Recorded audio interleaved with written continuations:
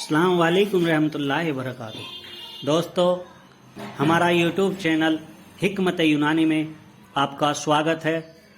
आप हमारे चैनल को लाइक करें, सब्सक्राइब करें और ज़्यादा से ज़्यादा शेयर करें, जिससे पब्लिक के सभी के लिए सदकाए जारिया बने। दोस्तों, आज हम सितोबलादी चूर्ण के अज्जा के बारे में बताते हैं और उसके क्या फ़ायदे हैं और क्या क्या अज्जा पड़ते हैं और उसके क्या लाभ हैं और बनाने का तरीका। दोस्तों, इसमें दालचीनी 10 ग्राम ले, इलायची खुर्द 20 ग्राम, मघा 40 ग्राम ले और बंस लोचन असली 80 ग्राम ले और मिस्री धागे वाली 160 ग्राम ले। सभी को कूट पीस कर अच्छी तरह पाउडर बनाकर सफूफ बनाकर रख ले और इसको सुबह शाम खाना खाने के बाद शहद में मिलाकर चाटें।